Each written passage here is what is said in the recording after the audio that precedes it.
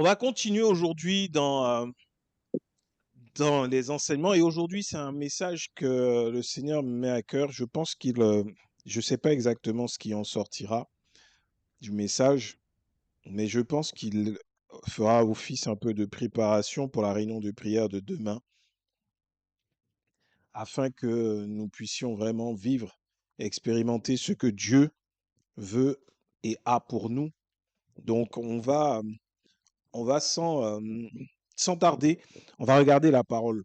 Déjà, on va voir une chose, parler d'une chose. Ce matin, on va parler de prière.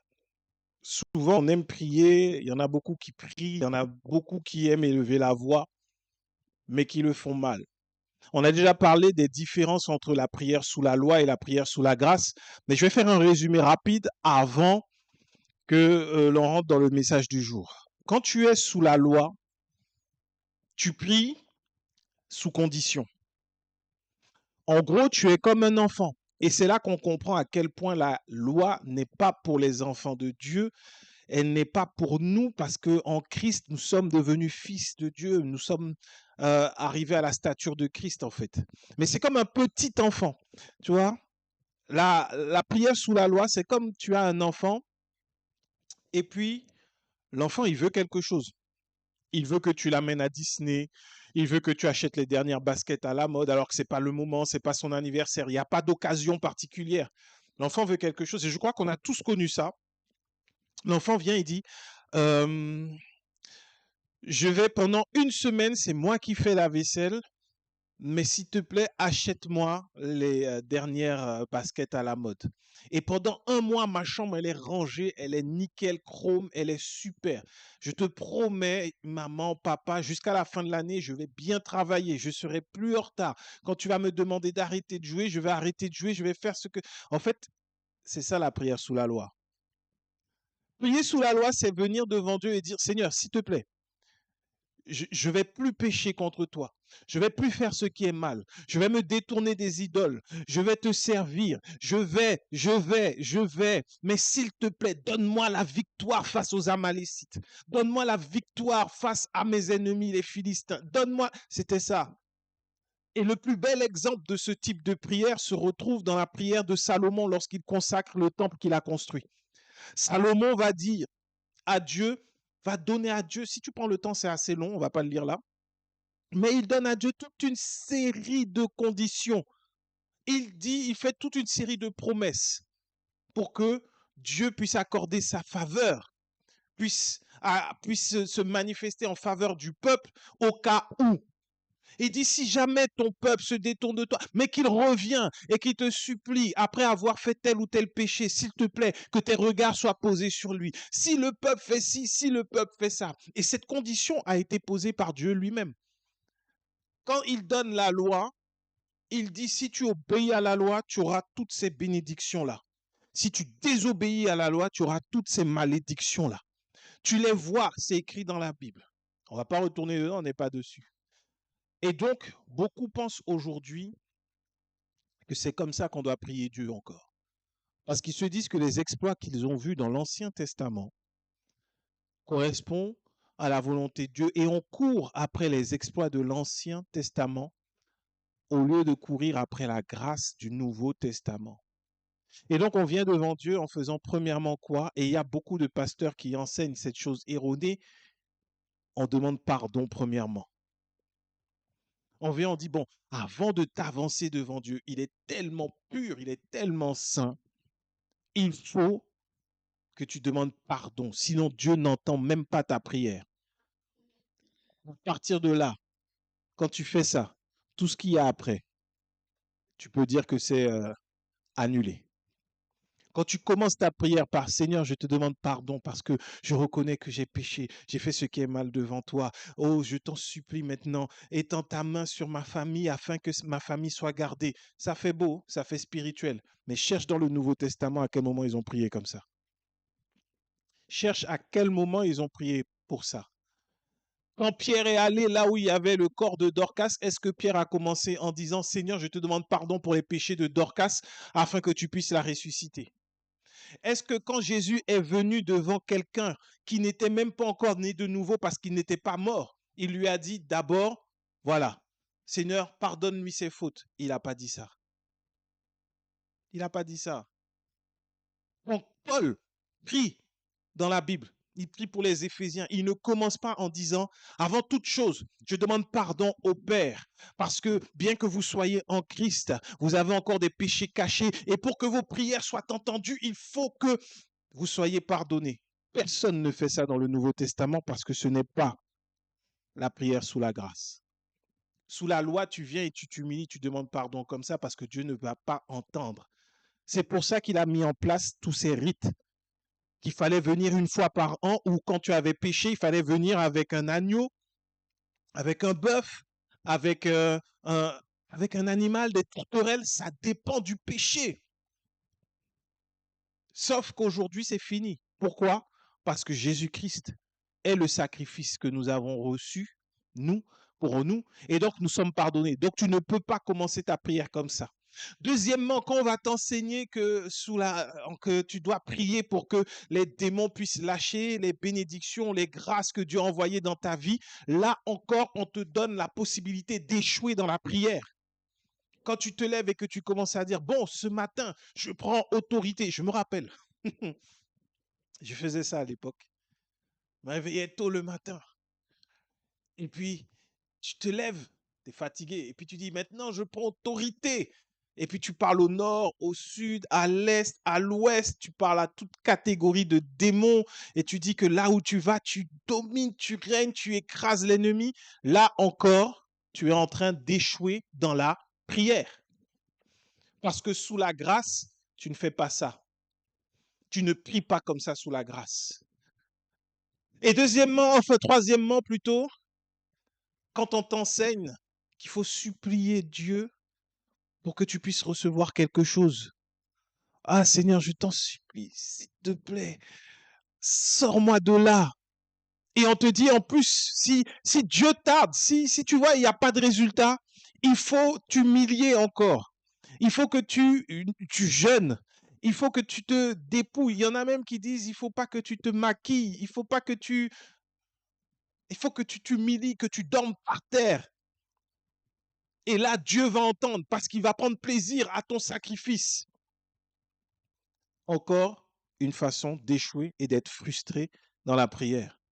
Parce que sur des milliers de personnes qui vont faire ça, il y aura peut-être une personne qui va voir quelque chose se faire, mais ce ne sera pas quelque chose qui va durer. Pourquoi? Parce que quand tu regardes bien, Moïse allait dans la présence de Dieu, il était sous la loi, c'est celui qui a fait la loi, qui a donné la loi. Il allait dans la présence de Dieu, il était tellement dans la présence de Dieu qu'il en sortait de là illuminé, complètement irradié. Mais afin que le peuple ne manque plus, enfin ne doute pas de lui, parce qu'à un moment, cette lumière partait de sur son visage, donc il mettait un voile. Moïse marchait avec un voile au quotidien pour que le peuple ne voit plus que Moïse n'est plus irradié par la gloire de Dieu. Et si le peuple voyait que Moïse n'avait plus la gloire de Dieu, le peuple allait arrêter de suivre Moïse et d'avoir peur de désobéir à Moïse. Donc il avait ce voile. Et aujourd'hui, on est encore dans la même situation quand on est sous la loi. Il y a un voile. Les choses ne durent pas lorsqu'on prie comme ça. Parce qu'il y en a qui vont dire, mais moi j'avais prié, j'avais jeûné 21 jours, jeûne de Daniel, Ancien Testament. Et j'avais vu Dieu faire une percée pour moi. Mais ça n'a pas duré en fait. Il faut demander à la personne 1 ou 2 ans après, est-ce que cette percée, ça a continué en fait? Est-ce que ça s'est fait? Il y a des personnes qui font des choses, c'est cette gloire qui s'en va. Il y a quelque chose qui disparaît après. Pourquoi? Parce qu'il y a un voile et ce voile t'empêche de voir la véritable gloire de Dieu. Moïse était là comme l'arbre qui cache la forêt. Les hommes voyaient la gloire sur le visage de Moïse, mais n'avaient pas accès à la gloire de Dieu qui, elle, ne s'éteint pas. Donc tous ceux qui s'élèvent et qui disent qu'ils sont des Moïse, ils sont éphémères et te maintiennent dans un voile. Ce n'est pas de leur faute. c'est la loi qui l'impose. Ça veut dire qu'un leader qui s'appuie sur la loi pour conduire un peuple va forcément mentir à ce peuple et avoir un faux visage et être hypocrite, pensant être sincèrement vrai. Moïse pensait faire bien parce qu'il avait peur de perdre le pouvoir sur le peuple. Mais au final, Moïse était hypocrite. Il avait un voile. Aujourd'hui, beaucoup de ceux qui sont connus dans le monde par la loi, ils ont cette gloire éphémère, mais portent un masque, un voile qu'ils mettent également sur les yeux de ceux qui les suivent, parce qu'ils sont faillibles. Sous la loi, tu n'es pas dans la victoire. À aucun moment dans le Nouveau Testament, tu vois que Pierre avait un voile sur lui, que Paul avait un voile sur lui, que Jacques portait un voile. Au contraire, ils étaient aux yeux de tous. Tout le monde les voyait, au point où ils attendaient que Pierre passe par une ruelle et que son ombre touche les gens pour que les gens soient guéris, que des démons partent, que des mouchoirs qui avaient touché Paul puissent être mis sur des personnes malades ou possédées et que les démons partent. Ça, là, c'est la véritable gloire de Dieu. Ce n'était pas une question de Paul ou de Pierre. C'était une question de grâce de Dieu. Et donc, beaucoup regardent à ça et prient très mal. Ils demandent pardon. Ils s'humilient mal devant Dieu. Ils prient et supplient alors qu'on est en relation avec le Père. Sous la grâce, ce n'est plus ça. Mais maintenant, il faut comprendre ce que c'est que de prier sous la grâce. Éphésiens 6 nous dit, après les armes spirituelles, que nous devons faire toutes sortes de prières par l'Esprit. Si tu regardes la version du semeur, il dit inspiré par l'Esprit de Dieu. Tu dois faire toutes sortes de prières poussées par l'Esprit. Ça ne veut pas dire que tu dois prier en langue, sinon ça veut dire que ceux qui n'ont pas encore reçu ce don de parler en langue ne peuvent pas être inspirés par l'Esprit, ce qui n'est pas vrai. Parce que quand tu acceptes Jésus, tu reçois l'Esprit de Jésus-Christ. Donc tu peux être conduit et inspiré par l'Esprit. Parler en langue n'est pas le préalable pour la conduite à l'Esprit. Sinon, il y a beaucoup de personnes qui seraient mortes aujourd'hui sans être conduites par l'Esprit. Au contraire, inspiré par l'Esprit, si tu regardes la parole, et toutes les définitions sont dans la parole, c'est bien des fois d'aller chercher dans le dictionnaire, mais tout est dans la parole. La Bible dit que nul ne peut dire que Jésus-Christ est Seigneur si ce n'est poussé par l'Esprit. Jésus-Christ est Seigneur, c'est une prière inspirée par l'Esprit. C'est un exemple de prière inspirée par l'Esprit. Et l'Esprit de Dieu lui-même en nous témoigne que nous sommes enfants de Dieu. Ce qui veut dire que nous nous approchons de Dieu en ayant pleine conscience que nous sommes enfants de Dieu. Et si nous sommes enfants de Dieu, nous reconnaissons et nous déclarons que Jésus-Christ est Seigneur. Et c'est sur cette base-là que nous prions. Sur la base de Jésus-Christ est Seigneur. Et toutes nos prières doivent reposer sur Jésus-Christ est Seigneur. La question que tu vas me poser est légitimement, qu'est-ce que ça veut dire Jésus-Christ est Seigneur? Qu'est-ce que ça veut dire? La Bible donne la définition. Au début, quand le Seigneur me donnait ce passage, j'avais dans l'intention d'aller chercher le mot Seigneur dans le dictionnaire pour donner une définition et puis m'appuyer dessus. Sauf que la définition du dictionnaire, elle n'est peut-être pas erronée, elle sera peut-être en accord avec ce qui est écrit dans la Bible, mais elle n'a pas été donnée par Dieu. Moi, ce qui m'intéresse, c'est de dire ce que Dieu lui-même dit et pourquoi il dit que Jésus-Christ est Seigneur. Et c'est sur ça que tu t'appuies pour prier, afin de prier pleinement comme un enfant de Dieu. Parce que l'Esprit te rappelle que tu es enfant de Dieu et que tu dois prier comme ça. Donc Jésus-Christ est Seigneur. C'est la base de la prière sous la grâce. Et pour ça, on va aller regarder ensemble ce que ça signifie que Jésus-Christ est Seigneur, la seigneurie de Jésus-Christ. On va regarder Éphésiens, chapitre 1er, et on va prendre le verset... Allez, on va commencer au verset 15 pour avoir un peu de contexte, mais ce qui nous intéresse, c'est la fin du chapitre. Donc à partir du verset 15, C'est Paul qui fait cette prière aux Éphésiens. L'épître aux Éphésiens s'appelle épître aux Éphésiens, mais pourrait s'appeler l'épître à l'église corps de Christ, en fait. Parce qu'il ne parlait pas juste à l'église d'Éphèse, mais il parlait à tout le bassin d'Éphèse, à toutes les églises qui se trouvaient dans le secteur. Et cette lettre que Paul a envoyée aux Éphésiens, elle a tourné dans toutes les églises, au point où même les apôtres étaient au courant de ce que Paul envoyait aux églises pour dire que ces écrits ne restaient pas enfermés dans les églises. Donc quand il priait ainsi, il priait pour le corps de Christ. Ses enseignements étaient valables pour tout le corps de Christ.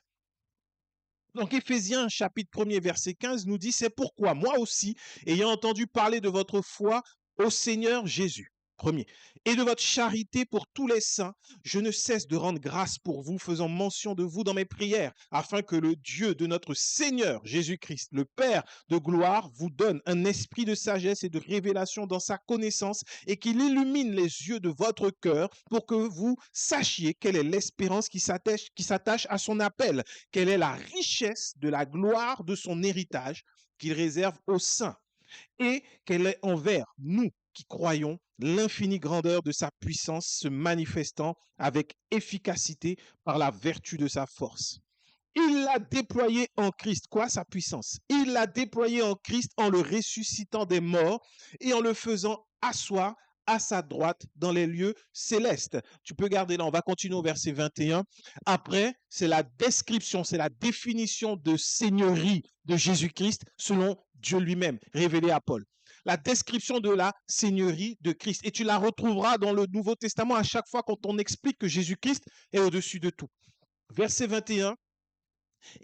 Verset 20, il a dit, il a fait Christ s'asseoir à sa droite dans les lieux célestes, au-dessus de toute domination, de toute autorité, de toute puissance, de toute dignité et de tout nom qui peut se nommer non seulement dans le siècle présent, mais encore dans le siècle à venir. Il a tout mis sous ses pieds et il a donné pour chef suprême à l'Église qui est son corps, la plénitude de celui qui remplit tout en tous.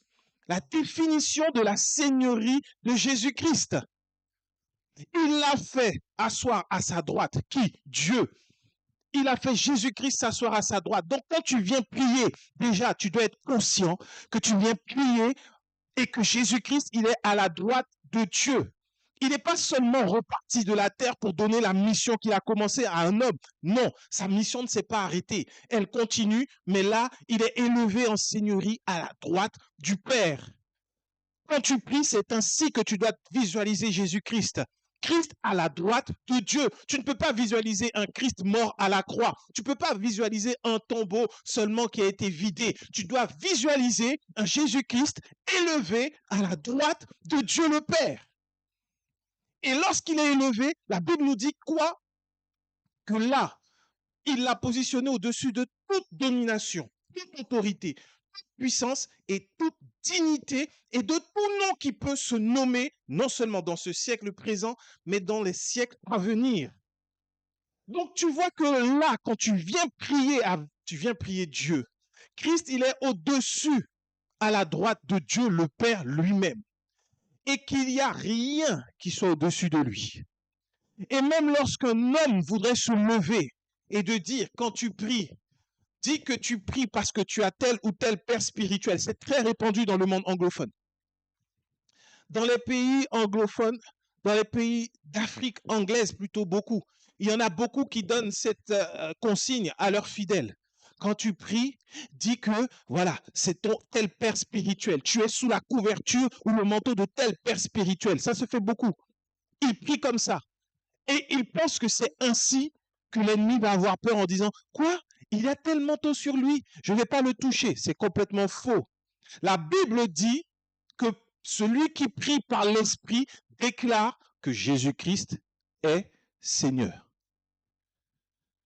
Si tu dis que Jésus-Christ est Seigneur, c'est poussé par l'Esprit. Ce qui veut dire que c'est démoniaque de prier et de dire « Je viens parce que je suis fils spirituel de telle ou telle personne, de tel ou tel pasteur.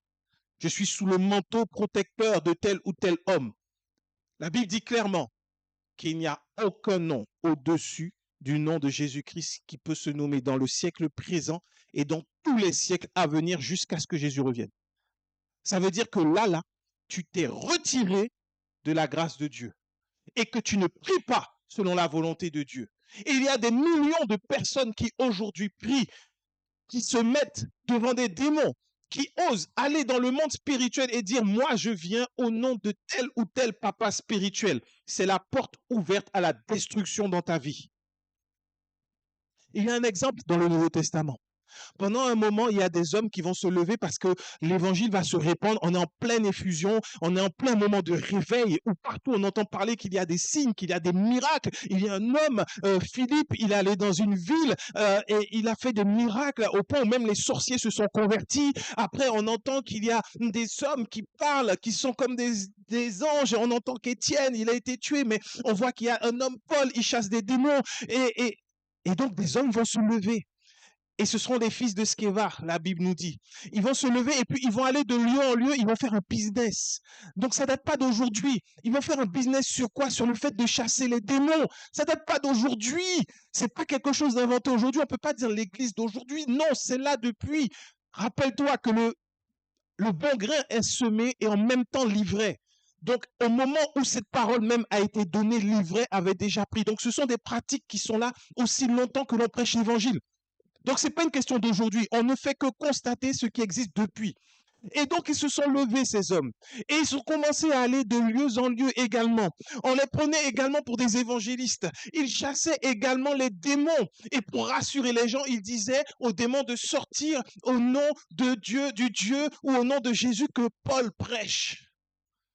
Paul n'a jamais dit de faire ça. Au bout d'un moment, ils vont tomber face à un démon un peu réfléchi. Les démons, ils sont bêtes. Mais ils vont tomber face à un démon qui va leur dire, ok, tu me dis de partir au nom de Jésus que Paul prêche? Jésus, je connais. Paul, je connais. Mais vous, vous êtes qui? Et la Bible dit que le démon va se rendre, va prendre la victoire sur eux et ils vont repartir nus, frappés par le démon en question. C'est écrit dans la Bible, mais je ne comprends pas. Enfin oui, je comprends. C'est ce fameux voile, le voile de Moïse qui demeure sur ceux qu'on enseigne sous la loi. Mais c'est écrit. Il y a encore des hommes qui viennent et qui disent, maintenant je te chasse avec le manteau et l'autorité de mon papa spirituel. Alors que dans la Bible, des hommes ont fait ça avec Paul. Ils ont dit au nom de Jésus, au nom de Paul, mais eux-mêmes n'étaient pas dans la foi. Et ils se sont fait frapper par les démons. Aujourd'hui, ce qu'on ne dit pas assez, c'est que beaucoup de personnes qui ont fait ça se retrouvent également nus, frappés par les démons. Ils se retrouvent dans la misère totale. C'est ça, la nudité. Et il y a des églises qui se sont levées comme ça. Des hommes qui galèrent. Ils commencent à prêcher le véritable évangile. Ça n'avance pas. Ça ne prend pas. Donc, qu'est-ce qu'ils font? Ils vont chercher un pasteur qui a de la renommée et ils disent, je veux être sous ton ministère. Juste pourquoi? Pour que leur église puisse grossir et qu'ils aient du monde. Parce que tu vois, l'orgueil a besoin d'être entretenu quand tu n'es pas sous la grâce. Tu as besoin, les hommes ont besoin d'avoir un public, une foule, prêcher devant cette foule. Ils disent Jésus, mais lorsque les gens disent Jésus, eux, ils entendent leur propre nom. Ils sont contents d'être adorés, d'être respectés, qu'on puisse leur donner qu'on puisse, je sais pas, leur faire des ponts d'or, qu'on puisse les accueillir pour dire attention, l'homme de Dieu est là. Ce qui n'est jamais arrivé quand Paul, Pierre, même Jésus était arrivé. Il n'y a que quand, avant sa mort, que Jésus a été adoré comme ça quand il est arrivé à Jérusalem. Mais sinon, partout, on voulait le tuer. Mais toi, homme, tu viens et tu es content que tout le monde te fasse des courbettes sous prétexte que tu es homme de Dieu. Ça, c'était l'Ancien Testament. Encore une fois, c'est ce que tu vois dans l'Ancien Testament. Attention, attention. Le roi envoie des cadeaux parce que l'homme de Dieu arrive. Aujourd'hui, c'est fini. Sachez que si le monde vous hait, il m'a haï le premier. Il faut rester ferme dans la parole que Dieu nous donne. Ce n'est pas parce qu'il y aura des millions de personnes devant nous que Dieu valide. Dieu valide lorsque la vérité est annoncée et lorsque tu pries correctement. Tu pries, Jésus-Christ est Seigneur. Donc déjà, ce n'est pas en disant oui parce que j'ai le manteau de tel ou tel papa sur moi. Daddy, non, c'est pas ça. Ensuite, Jésus-Christ est Seigneur, ça veut dire également que tu es conscient que toute domination, autorité, puissance, dignité sont sous ses pieds, qu'il est au-dessus de tout ça. Ça veut dire que lorsque je prie, je ne suis pas influencé par ce qui se passe dans le pays, mais je prie poussé par l'esprit. Ça veut dire que si dans le pays, il y a une vague de peur, de crainte, parce qu'il y a une tornade qui va arriver, si l'esprit me dit prie maintenant pour ta famille qui est au loin, ne va pas forcer à essayer de prier que la tornade te protège. Pourquoi? Parce que Dieu sait ce dont il veut faire. Là, maintenant, prie pour ta famille. Parce que si tu pries parce que tu as peur qu'une tornade détruise tes biens, qui ne sont que des biens éphémères, qui vont être détruits, alors que ta famille, il y a des âmes à sauver, Dieu va te dire, mais pourquoi ce jour-là, tu as eu peur? Souviens-toi, les apôtres, ils étaient dans la barque, le vent s'est levé, ils ont commencé à avoir peur, alors que Jésus était là, en paix, couché, il dormait au milieu de la tempête. Les apôtres ont eu peur. Ils ont eu peur et Jésus leur a dit, mais pourquoi criez-vous, homme de peu de foi? Ne te laisse pas voir par ce que tu vois, mais laisse-toi conduire par l'Esprit au milieu de la tempête. Sois en paix, prie pour ta famille, fais ce que l'Esprit te met à cœur. Au-dessus de toute domination, autorité. Ça veut dire que lorsqu'il y a quelqu'un qui a une autorité ou lorsqu'il y a une autorité, peu importe, tu ne crains pas parce que lorsque tu prieras, c'est poussé par l'Esprit en étant conscient que Christ est au-dessus de ça. Et lorsque tu es conscient que Christ est au-dessus de tout, il dit au verset 22, il a tout mis sous ses pieds et il l'a donné pour chef suprême à l'Église qui est son corps, la plénitude de tout, de celui qui remplit tout en tous. Déjà, tu prends conscience que quand tu pries, Jésus-Christ, il est à la droite de Dieu le Père, il est élevé, il est au-dessus de tout, et toi, tu es son corps. Ce qui veut dire que là, on va partir sur de la logique. Là, maintenant, je suis debout. Est-ce que mon corps peut être couché? Ma tête, là, elle est debout. Physiquement. Tu vois là, ma tête, elle est là. Si mon corps est couché quelque part ailleurs, c'est qu'il y a un problème. Si moi, ma tête est là, mon corps est forcément là avec moi. Jésus a dit, je suis tous les jours avec vous jusqu'à la fin du monde. Ça veut dire que si, quand tu pries, tu es conscient que Christ est élevé à la droite de Dieu le Père et qu'il est au-dessus de toute domination, autorité, de tout ce qui, de toute puissance et de tout nom qui se peut nommer dans ce siècle et les siècles à venir, ça veut dire que toi, tu es positionné exactement au même endroit que lui. Christ est la tête et il est le chef suprême de l'Église qui est son corps. Un corps n'est pas détaché de la tête. Le corps n'est pas détaché de la tête. Vous êtes, je suis le cep, vous êtes les sarments. Il est le pied de vigne, nous en sommes les branches. Si par contre, il y a maintenant un malotru, un méchant, réellement, un charlatan qui vient et qui te coupe en tant que branche pour te dire, je vais te planter dans une meilleure vigne, tu verras, le raisin sera meilleur encore. Là, tu es détaché de la tête. Et c'est ce qui se passe quand tu vas t'attacher et dire que mon père spirituel, c'est tel homme. Il faut faire attention, père spirituel. Dieu est le père. Tu vois, les hommes, ils ont menti. Je ne sais pas pourquoi je reviens dessus, mais c'est important. Les hommes mentent. Parce qu'on te dit, c'est comme si, oui, un père spirituel, c'est celui qui t'a passé par les eaux du baptême, qui t'a enseigné l'évangile. Attention, on parle de papa et on parle d'esprit. Spirituel, c'est esprit. Or, la Bible nous dit que Dieu, il est amour, oui, mais l'esprit également. Et que c'est lui notre Père. Jésus a dit, n'appelez personne Père. Notre Père en esprit, c'est Dieu, c'est pas un homme. On ne peut pas dire Père spirituel, c'est un tel. On ne peut pas dire. Tu ne peux pas dire ça. Parce que mon Père en esprit, c'est Dieu. Et quand tu pries, tu es conscient que tu es en Christ. Et donc, tu ne pries pas. Ça va donner des prières qui sont des prières de pleine conscience de la grâce de Dieu et de la position, de la seigneurie de Jésus-Christ, inspirée par l'Esprit. Tu ne vas tout d'abord pas commencer ta prière en demandant pardon, mais tu vas commencer en rendant grâce. Tu vas dire, Seigneur, je te rends grâce pour l'œuvre de la croix. Je te dis merci parce que tous mes péchés ont été effacés.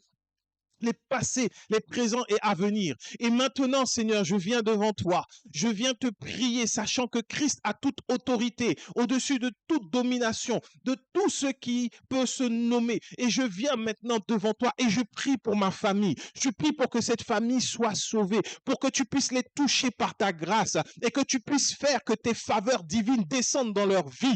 Je prie ainsi au nom de Jésus. Et je sais, parce que tu es Seigneur, qu'il n'y a rien qui pourra empêcher à cette prière de se manifester. Parce que tu es élevé au-dessus de tout et que rien ne peut venir nous bloquer. Tout ennemi qui voulait se lever, tout ennemi qui voulait empêcher que ta grâce se manifeste a déjà perdu à la croix. Parce que tu es Seigneur. Et j'appelle la manifestation maintenant au nom de Jésus de cette prière dans la vie de ma famille. J'appelle la manifestation de ta grâce sur eux. J'appelle la manifestation. Tu parles avec autorité, tu parles avec assurance, tu parles avec confiance parce que Christ est Seigneur et que tu es en lui. Et s'il est Seigneur, il décide et il dirige tout. Tu ne peux pas prier en étant en dessous de tout. Tous les problèmes, c'est sur toi. Toutes les difficultés, c'est sur toi. Tous les combats, c'est sur toi. C'est toujours toi. Que des mauvaises nouvelles, que des choses difficiles. Tu es là comme ça, tu es au plus bas. Tu es au plus bas. Tu pries en étant au plus bas. Alors que quand tu es en Christ, tu te lèves et tu pries avec assurance. Si le Seigneur te révèle que là, c'est une opposition démoniaque, tu ne pries pas pour chasser le démon. Tu parles avec autorité et tu dis, je rappelle maintenant, tu sais, prier avec autorité face à une situation qui est démoniaque, ça ne veut pas dire chasser le démon. Ça veut dire rappeler la seigneurie de Jésus-Christ. C'est complètement différent. Tu rappelles la seigneurie de Jésus-Christ. Ce qui veut dire que lorsque tu vois, tu pries, là le Seigneur te dit, il y a des esprits méchants qui sont en train de fatiguer la pensée de tes enfants, la pensée de ton mari, qui est en train d'essayer d'oppresser, de mettre dans la dépression ta famille, tes proches, tu vois. Il est en train de te révéler parce que tu pries et il te dit, ça c'est spirituel. Ça ne veut pas dire que le démon a le droit. Ça veut dire que de la même manière que lorsque tu prends la Sainte Seine, tu te rappelles la Sainte Seine? Tu manges, tu annonces la mort du Seigneur Jésus jusqu'à ce qu'il vienne. C'est ça une prière, par l'Esprit. Tu annonces, c'est-à-dire que tu rappelles que Jésus-Christ est mort jusqu'à ce qu'il vienne. Pourquoi tu dois rappeler que Jésus-Christ est mort? Parce que nous avons le devoir de témoigner. On l'a vu, Jésus-Christ, en partant, il a dit qu'il nous donne le Saint-Esprit afin que nous puissions témoigner de ce que lui, il a fait. Pourquoi tu dois témoigner? Parce que les démons c'est là la ruse du diable. On a vu la semaine dernière que ces ruses, c'est de vérifier est-ce que tu es vraiment sûr, est-ce que tu es certain que Christ a la victoire. Donc quand tu prends la Sainte Seine, pour revenir à la Sainte Seine, et que tu annonces que par ces meurtrissures tu es guéri, tu rappelles que la maladie n'a pas le droit de se manifester en toi à cause des meurtrissures de Christ. Tu rappelles qu'il est mort. Alors quand c'est la mort qui te poursuit par la maladie, tu dis, hé, je suis en Christ, il est la tête, il est au-dessus de tout. Il est au-dessus de la puissance de la mort, de l'autorité de la mort, de la domination de la mort et du nom même de la mort. Il y a des gens qui ont peur de dire la mort. Ils ont peur de dire le diable. Ils ont peur de dire Belzébuth. Ils ont peur. Pourquoi? Ce nom est-il plus haut, plus élevé que le nom de Jésus? Non. Quand tu rappelles ça, l'ennemi se souvient de quoi? Je vais te dire, il faut commencer à se positionner réellement en Christ. Quand tu rappelles que Jésus-Christ est mort pour tes meurtrissures, par ces meurtrissures, tu es guéri. Quand tu rappelles qu'il est mort, en fait, l'ennemi se souvient quoi? Sa défaite. Il se souvient sa défaite. C'est un peu comme quelqu'un avec qui, tu vois, quand on était petit, on jouait, Et puis il y a quelqu'un qui va devenir grand, qui va être connu et tout. Et puis quand il était petit, c'était un pleurnichard. Il voulait tout le temps se battre. Et puis un jour, il a voulu se battre contre toi. Et puis tu l'as frappé et il a perdu. Et puis il va te revoir un jour. Il va essayer de venir se moquer de toi. Il va se dire, mais toi, t'es rien. Regarde-moi ce que je suis devenu. Tu dis, hé, tu te rappelles quand tu avais perdu là? Je t'avais mis par terre. Après ça, tu as pleuré. Tu es allé voir ta maman. Il est humilié et il se tait devant toi. C'est ce que le diable essaie de faire avec nous. Sauf que c'est ce que lui subit. C'est le diable, quand il t'attaque, il essaie de te dire, mais tu n'as pas le droit de prier ainsi. Rappelle-toi les péchés que tu as faits. Rappelle-toi la vie que tu avais hier. Rappelle-toi la méchanceté que tu manifestes encore aujourd'hui. Regarde comment tu juges les gens. Regarde comment tu penses mal. Ça, c'est ce que le diable essaie de faire. Mais en vrai, nous, notre témoignage, c'est de dire, euh, esprit de mort, dépression, maladie, Jésus est mort. Je vais te rappeler ce qui s'est passé. À la croix, Jésus-Christ a été reconnu vainqueur et il a dit tout est accompli. Ça veut dire que ce jour-là, toi, ta tête, elle a été plongée dans la poussière afin que tous ceux qui croient en Jésus marchent sur ta tête. Donc maintenant, dépression qui vient pour essayer de m'enlever de mes proches, mort, maladie, je te rappelle où tu es positionné, dans la poussière. Tu ne peux rien. Tu n'es rien et moi, je suis en Jésus-Christ. Donc maintenant, au nom de Jésus, la victoire de la croix se manifeste dans cette situation. Parce que tu semblais avoir oublié. On a une image de ça dans l'Ancien Testament. C'est lorsque le peuple dans le désert se faisait mordre par des petits serpents. Et celui qui allait regarder au serpent qui était élevé allait avoir la vie sauve. Les serpents étaient venus après la désobéissance et ils mordaient le peuple. Mais tu sais que même lorsque le serpent a été élevé dans le désert, il y en a qui mouraient quand même. Moïse a fait un serpent d'airain sur les ordres de Dieu et Dieu a dit d'élever le serpent. Quiconque sera mordu par les serpents brûlants regarde au serpent et il sera guéri. Il ne mourra pas. Malgré tout, il y en a qui sont morts quand même. Et Jésus-Christ lui-même va dire, de même que Moïse a élevé le serpent, de même il faut que le Fils de l'homme soit élevé. Jésus-Christ est Seigneur. Ça veut dire que lorsque l'ennemi essaie de venir te mordre là, comme un serpent brûlant qu'il est, qui rampe dans le désert, sur qui tu peux marcher, tu écrases la tête, tu regardes à Jésus. Tu ne regardes pas un homme, tu ne regardes pas à la situation, tu regardes à Jésus. Parce qu'il est élevé au-dessus de tout, à la droite de Dieu le Père. Et quand tu regardes à Jésus, l'œuvre de destruction et de mort du serpent s'arrête. C'est ce que tu fais quand tu rappelles la mort de Jésus à la croix. C'est comme ça que tu pries sous la grâce. Tu rappelles la mort de Jésus à la croix. Tu rappelles ce qui s'est passé. Tu rappelles la victoire. C'est ce que tu dois faire, quelle que soit l'adversité. Rappelle la victoire de Jésus, quel que soit le domaine. Tu es marié et le divorce veut frapper à la porte de chez toi.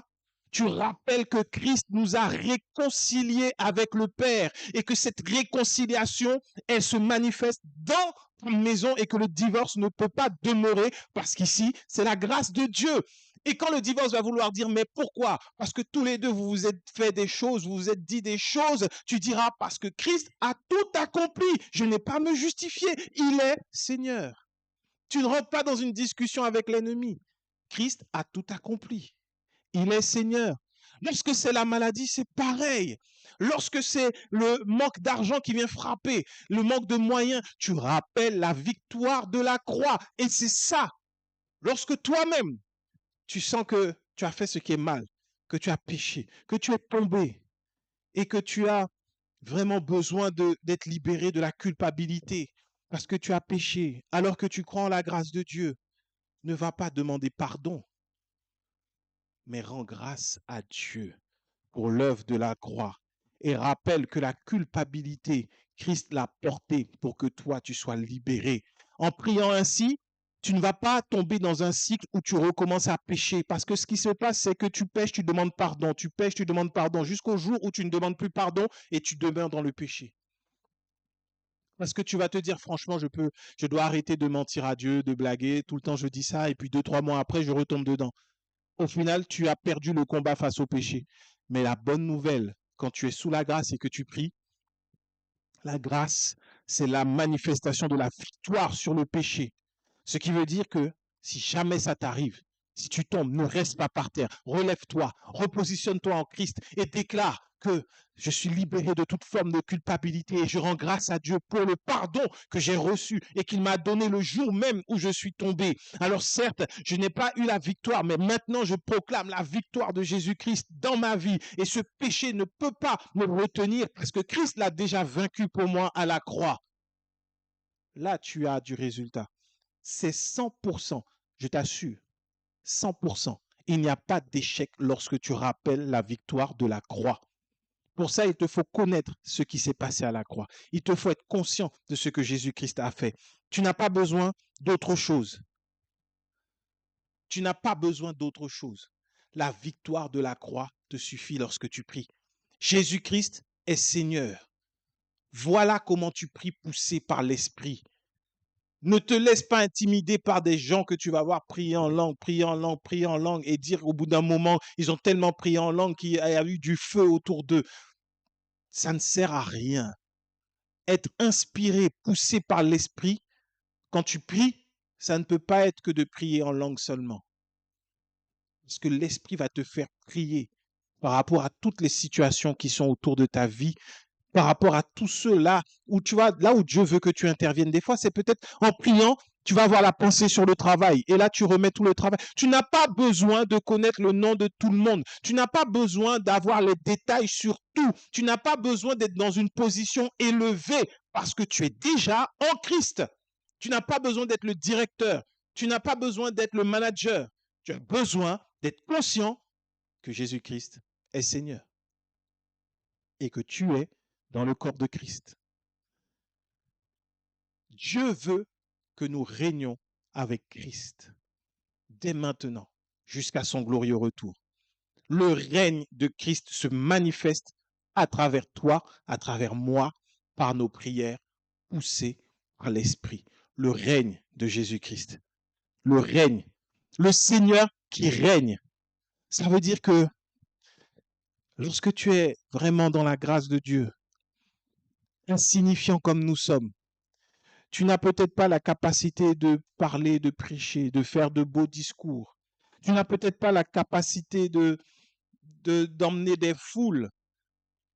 Mais en tout cas, tu peux prier avec autorité. Tu peux prier en étant sous la grâce. Tu peux prier en étant pleinement conscient de Jésus-Christ et Seigneur. Tu peux prier inspiré par l'Esprit de Dieu. L'Esprit de Dieu est en accord avec l'œuvre de la croix. Tout ce qui n'est pas de l'œuvre de la croix, il n'est pas en accord avec ça. Ne te laisse pas avoir par les vains discours et par les beaux prieurs. On avait des beaux parleurs, mais il y a des beaux prieurs. Avec des prières soi-disant d'autorité, mais qui ne sont que le reflet de leur manque de connaissance de la parole de Dieu et de leur égarement dans la loi au lieu de se trouver dans la grâce. Ne te laisse pas avoir par ça. Ce ne sont pas, la Bible n'a jamais dit qu'il fallait de belles paroles pour prier, mais c'est poussé par l'Esprit. Et Paul en parle quand il parle des armes spirituelles. Ça veut dire que dans le combat de la foi, c'est la prière par l'Esprit qui te fait avancer avec assurance, inspiré par le Saint-Esprit. Inspiré par le Saint-Esprit. Oh, je prie que tu sois désormais pleinement inspiré par le Saint-Esprit et tu verras que tes prières ne seront pas les mêmes. Tu vas prier, des fois, ça peut être 30 secondes de prière pour un résultat qui dure jusqu'au retour du Seigneur Jésus. Jésus ne faisait pas, quand il arrivait devant les gens, Seigneur, guéris-moi. À l'instant même, la personne était guérie. Et on se pose la question, mais comment ça se fait? C'est Jésus. Non, non. Parce que lui-même priait avec cette pleine conscience. Et il nous a donné l'exemple de la prière qui marche. Seigneur, Je veux être pur. Il a dit, je veux sois pur. La personne était pure. Aujourd'hui, tu peux faire la même chose. La même chose. N'en doute pas. Tu peux prier de la même manière parce que tu es corps de Christ. De la même manière. Aujourd'hui, vraiment, que Jésus-Christ le Seigneur règne dans nos cœurs, en nous, et que nous puissions régner avec lui et que nos prières soient inspirées par l'Esprit. Amen. Seigneur, nous te bénissons et nous te rendons grâce. Nous te disons merci pour ton amour, ta bonté et ta fidélité. Oui, c'est poussé par l'Esprit que nous voulons déclarer que Jésus-Christ est Seigneur et que nous voulons dire que nous avons pleinement la victoire en toi et que c'est cette victoire que nous proclamons, que nous témoignons, que nous annonçons et que nos prières, Seigneur, reposent non pas sur ce que nous sommes capables de faire, mais sur ce que toi tu es capable de faire, sur ce que toi tu as accompli, sur ce que toi tu continues de faire. Merci pour la victoire, merci pour ta grâce, merci pour la croix. Que cette parole puisse porter du fruit en nous et que nous puissions le voir à l'œuvre pleinement, ce fruit, par nos prières qui changent dès aujourd'hui et que poussé par toi, il y ait véritablement tout autour de nous un changement qui corresponde à ta volonté. Merci pour qui tu es et merci pour ce que tu fais, tendre Père, dans le nom puissant de Jésus. Amen.